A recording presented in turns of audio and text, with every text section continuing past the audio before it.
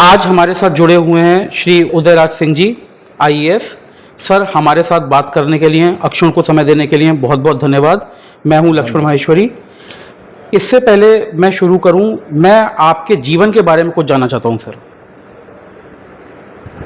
लक्ष्मण माहेश्वरी जी, मैं प्रयागराज का रहने वाला हूं और जी। एग्रीकल्चर बैकग्राउंड से रहा हूं। मैं गांव इलाहाबाद से 25 किलोमीटर दूर मेरा गांव है जी। और परिवार का जो पेशा था वो खेती थी। जी। खेती आज भी है जी। और वहीं से पढ़ के फिर BA MA LLB मैंने इलाहाबाद यूनिवर्सिटी से किया जी। और उसके बाद मध्य प्रदेश में भी 2 साल स्टेट सेवा में सिलेक्ट हुआ था, नौकरी किया। फिर उत्तर प्रदेश में आ गया जी। और फिर बंटवारे के बाद मैं उत्तराखंड का ऑफिसर बना, तो अब उत्तराखंड में सेवा दे रहा हूँ। जी सर। जी सर, इसमें मैंने सुना है आपके इस अलग अलग स्टेट्स में आप रहे, बहुत अलग अलग रोल में रहे, तो इस दौरान भी आपने बहुत कुछ देखा होगा। स्पेशली मैंने सुना है आपका जो समय रहा उत्तराखंड शुगर में, उसमें आपने कई फैक्ट्रीज़ को डिफंक्ट होने से बचाया और वहाँ पे आपने इंस्पेक्शंस वगैरह भी काफ़ी किए। कुछ उसके बारे में बताएं सर। देखिए, जहाँ तक बैकग्राउंड या एक्सपीरियंस की बात है तो मेरा मैक्सिमम समय, बंटवारे के पहले मैं उत्तराखंड में 3 साल SDM था, दूरस्थ पिथौरागढ़ जिले में। उसके बाद यूपी गया, different SDM, ADM, CDO, municipal commissioner और एडिशनल हाउसिंग कमिश्नर रहा। 10-18 लास्ट में मैं उत्तराखंड आया जी। और यूपी में भी मुझे बड़े इंपॉर्टेंट पोर्टफोलियो दिए गए थे जी। मैं लगभग 3.25 साल तक म्यूनिसिपल कमिश्नर लखनऊ रहा जी सर, और 4 महीने एडिशनल हाउसिंग कमिश्नर भी रहा, फिर उत्तराखंड आ गया। जी सर। इसके पहले मैं SDM, CDO, ADM के रूप में भी डिफरेंट रिस्पॉन्सिबिलिटीज का निर्वहन किया। जी सर। और उत्तराखंड आने के बाद उत्तराखंड गवर्नमेंट ने मुझे यहाँ आने के बाद तमाम बड़े महत्वपूर्ण फ्लैगशिप स्कीम के ज़्यादातर चार्ज मुझे दिए जी। और मैंने लगभग उनमें 4.5 साल तक कई स्कीमों में लगातार काम किया। जी सर। और जैसे आप नमामि गंगे प्रोजेक्ट को ले लीजिए। जी सर। तो उत्तराखंड इन 5 राज्यों में जो नमामि गंगे से जुड़े राज्य हैं, गंगा के किनारे बसने वाले या गंगा जिन प्रदेश से गुजरती है, तो उत्तराखंड ने बहुत अच्छा काम और टाइमली सारे काम किए जो नमामि गंगे प्रोजेक्ट के उद्देश्य थे, उनको उत्तराखंड में बहुत अच्छे ढंग से पूरा किया गया और राज्य का इसमें काफ़ी अच्छा नाम भी हुआ कि समय से हम लोगों ने सारा काम किया। जी। प्रधानमंत्री ग्राम सड़क योजना का काम भी यहाँ काफ़ी पीछे था, लेकिन विगत 5 सालों में सड़कों की लंबाई की दृष्टि से उतनी सड़क बनी जो पिछले 15 सालों में नहीं बनी। जी। पैसा खर्चा हुआ काफ़ी जी, और लोगों को आवागमन को बहुत सहज बनाने का काम भी बड़ा जिम्मेदारी थी जी, उसको एज ए CO PMGSY मैंने किया। इसी बीच में मुझे 2 और जिम्मेदारी के काम दिए गए जी। मैं MD जल निगम के रूप में, मिशन निदेशक जल जीवन मिशन के रूप में भी मैंने काम किया जी। और जल जीवन मिशन का काम उत्तराखंड राज्य का आज की डेट में बहुत बेहतर काम चल रहा है और सारे प्रोजेक्ट बनवाना, टेंडर कराना और उसको डिसेंट्रलाइज तरीके से इम्प्लीमेंट कराना, लोगों को सहभागी बना के काम करना, ये उत्तराखंड राज्य में बहुत अच्छे से हुआ है और आगे हो भी रहा है। और सब समय से जो टारगेट है जी भारत सरकार का, वो पूरा होगा जी। इसी तरह से चीनी मिलों की स्थिति, यहाँ पर कुल मिला के 5 ही चीनी मिलें थी, एक बंद थी, उसको भी मैंने चालू कराया जी। और चीनी मिलों में काफ़ी वेतन की दिक्कतें थी या घाटे में थी, तो सच देखा जाए तो घाटा कम किया गया जी। जो लगभग 250 करोड़ सरकार देती थी हर साल इनके चलाने के लिए जी, वो पिछले साल मैंने सीजन में लगभग 50 करोड़ कम लिया शुगर फेडरेशन जी जी जी। तो एक उपलब्धि मान सकते हैं। और जी, चीनी मिलों के पास इतना चीनी या स्टॉक या फंड है कि वो 1 साल के लिए वेतन या अपने मेंटेनेंस के लिए मैंने सक्षम है जी। तो एक बड़ी उपलब्धि है, लोग उससे उत्साहित हुए हैं जी सर। और चीनी मिलों में काम का माहौल क्रिएट हुआ है जी सर। और जुलाई से मैं उधम सिंह नगर का DM सरकार ने मुझे जी ये जिम्मेदारी दी है। मेरी कोशिश है कि यहाँ भी मैं बेहतर करूँ जी। ये मेरा तरफ देखा जाए तो जी वर्क रहा है। सर, अक्षुण के माध्यम से हम बच्चों को उन चीज़ों की तरफ प्रेरित कर रहे हैं जो उन्हें जीवन में आगे ज़्यादा सुख देगा।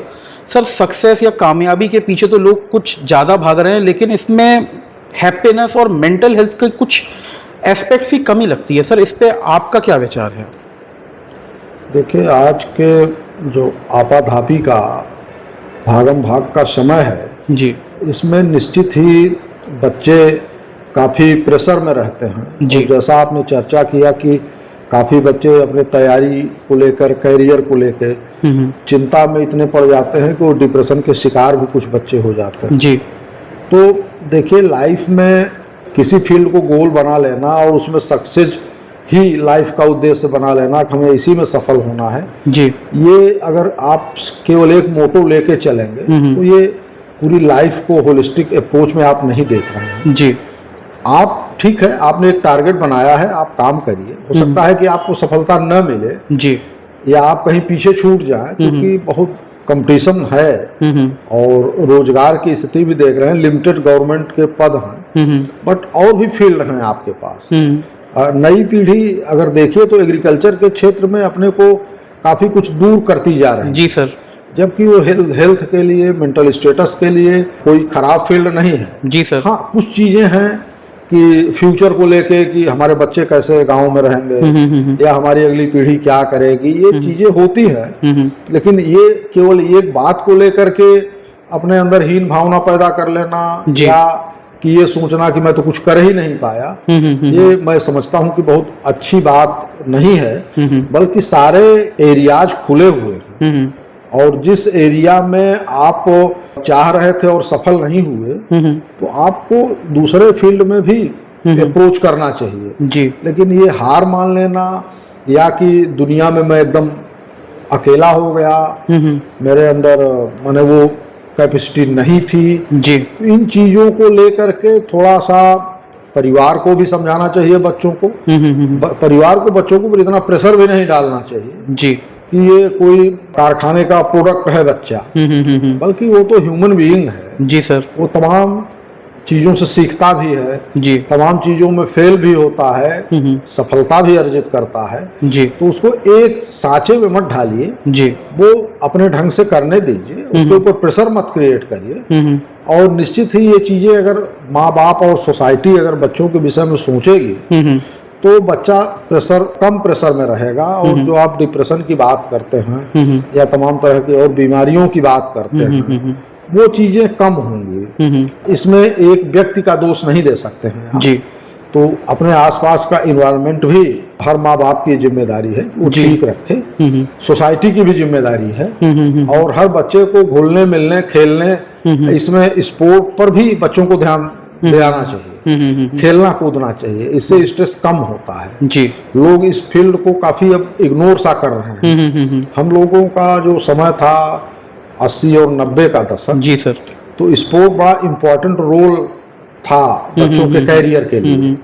उन चीजों पर भी हमें फिर से विचार करने की जरूरत है। और हर बच्चे को कहीं न कहीं घंटा, आधे घंटे कुछ न कुछ एक्सरसाइज, सोशल एक्टिविटी, गेम्स, इन चीजों पर देना चाहिए।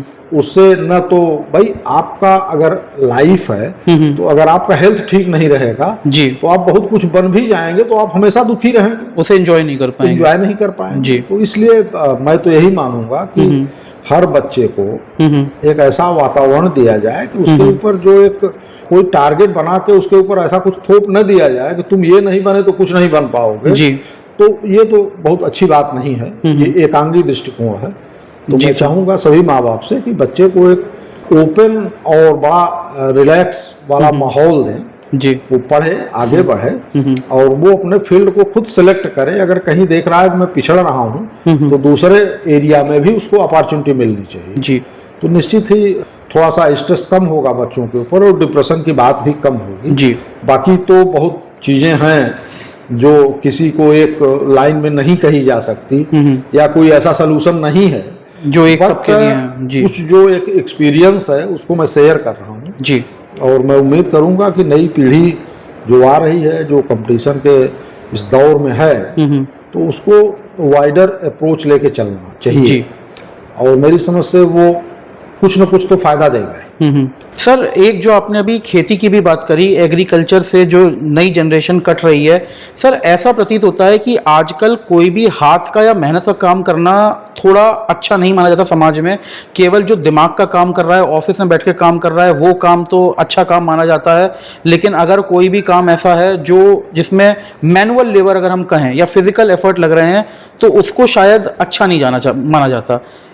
हाँ, यही चीज़ है ना कि उसको लोगों ने ये समझ लिया है कि ये तो बड़ा मतलब एक तरह से कह लीजिए कि बड़ा पिछड़ा हुआ काम है जी या ये काम हमारे स्टेटस के अनुरूप नहीं है। जी जी लेकिन आज से 30 साल 40 साल पहले खेती ही फर्स्ट स्टेटस का काम होता था। जी हर आदमी के पास बड़ी खेती नहीं थी, छोटे किसान भी थे, मीडियम भी थे, बड़े जी भी थे, जी बट बड़े सहज ढंग से वो अपना जीवन जीते थे, अपने जी। बच्चों को पढ़ाया भी, जी। तमाम उनके बच्चे आगे भी आए देश के उसमें, प्रदेश के विकास में। जी तो ये कहना कि मैंने एग्रीकल्चर या और चीज़ें अच्छी नहीं हैं, मैं तो ये कहता हूँ कि अगर एग्रीकल्चर के फील्ड में आदमी की इनकम 500 रुपया पर डे है और इंडस्ट्री में उसकी इनकम किसी फैक्ट्री में लगा हुआ आदमी अगर पर डे 1000 रुपया कमाता है तो 500 रुपए वाले का लाइफ बेहतर है बनिस्बत 1000 वाले। जी जी तो ये अपना अपना अलग अलग सोचने का तरीका है। जी जो